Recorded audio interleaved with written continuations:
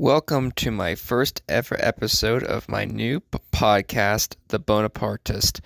This podcast, I hope, will be a more relaxed yet, hopefully, you guys think at least higher quality version of my earlier videos, which I admit aren't that good.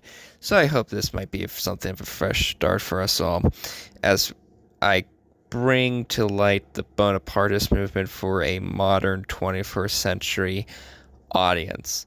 So first off, I want to explore a question that's been beaten like a dead horse or like a broken record if you're a member of PETA and don't like the idea of dead horses being beaten.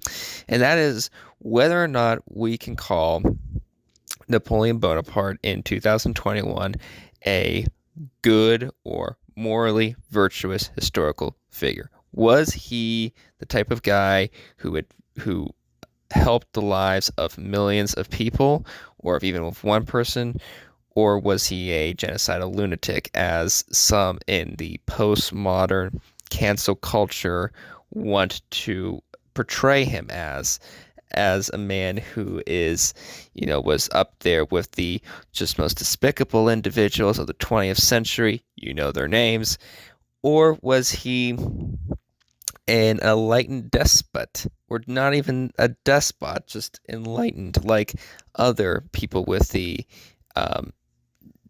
greats, like Alexander the Great, or Peter the Great, or Catherine the Great, or Frederick the Great, or all these greats that you hear about. Napoleon doesn't carry that moniker. Why? I hate to say it, but I do think part of the reason why is because he simply wasn't that physically intimidating of a person. I mean, the guy was average height for his time, not particularly good looking. In fact, many women found him repulsive. Nonetheless, there were many reasons why we should celebrate Napoleon as not just one of the greatest military leaders of history, though he absolutely falls underneath that category, but one of the greatest political leaders and social reformers of European history. So first and foremost, to touch on the issue of slavery, there's been a lot of talk about the fact that he reinstituted slavery after the Amiens Treaty, yes, which was terrible, of course. But then again, when he came back to power a second time during the 100 days, what was one of the first things he did? He abolished it. He abolished slavery forever. So we can't necessarily say that he was ignorant when it came to the issue of slavery. In fact, there have been writings about how he supported freedom and equality for people of color, and that he routinely supported the rights of ethnic minorities in France and of religious minorities in France. Let us not forget, guys, that he was the one who supported the emancipation of Jews and Protestant Christians living within France. France at this point, even during the Revolution, hadn't really emancipated these individuals, but Napoleon did. And he restored the relationship with the church. As I'm sure you know, any passing student of history knows that Napoleon, while not a religious man himself, wanted to restore that relationship between France and the Catholic Church, because he had known that, as in his words, you can do without God, but you can't do without religion. So he allowed the church to exist in France again. He halted the beheadings against bishops and priests and nuns and all the rest.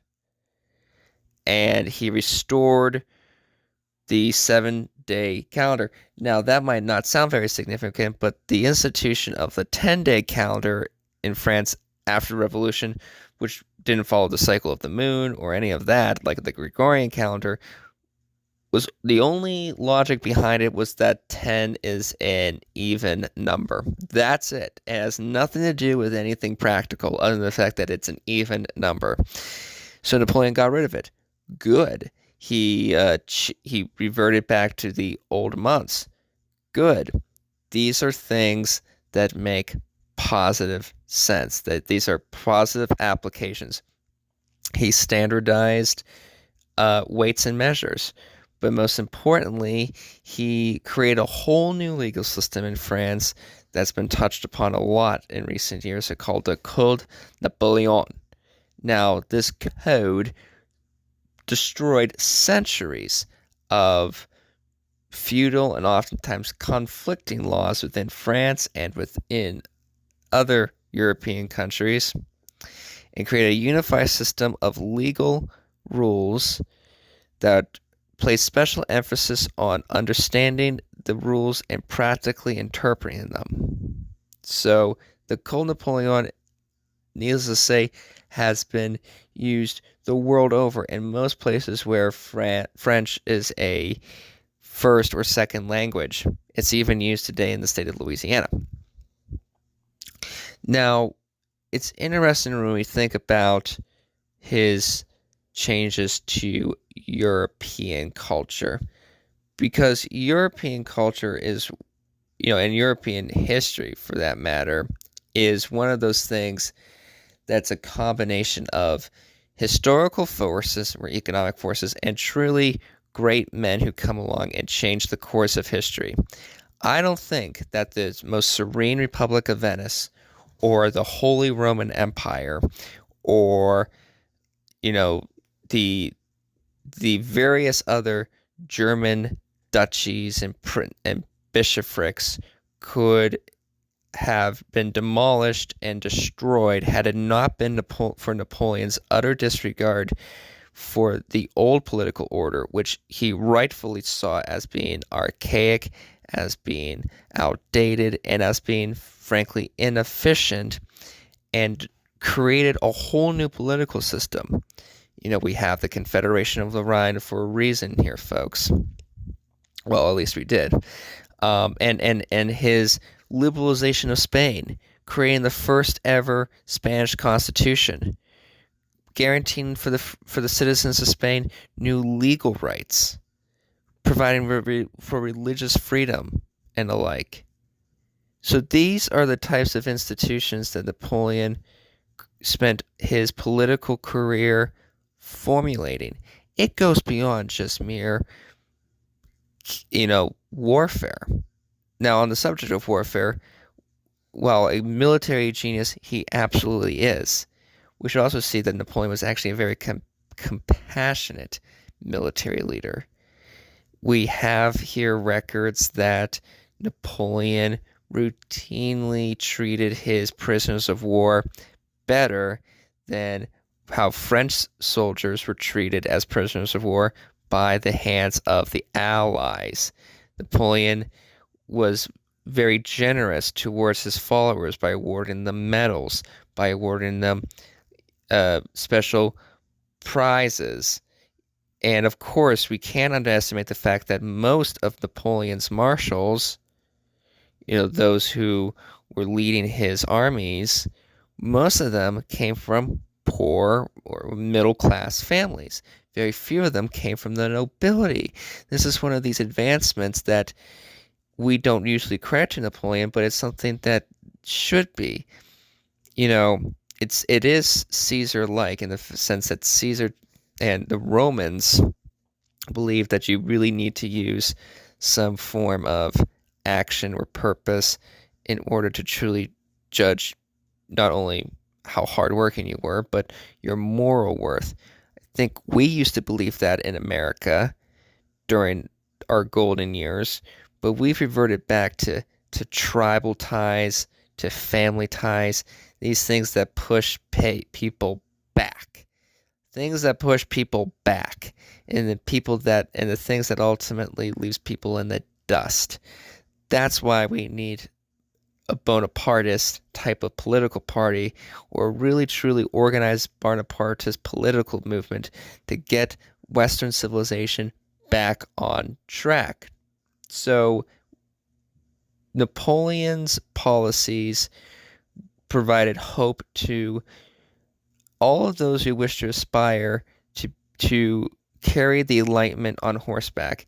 This is, Andrew Roberts has talked about Napoleon is the Enlightenment on horseback. He gave the revolution a sense of purpose that went beyond simply just even leveling the playing field. It was about we need to give it a sense of purpose and give it a sense of direction, guided direction by him.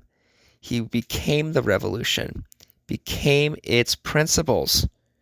It became the principles for the entire Western world.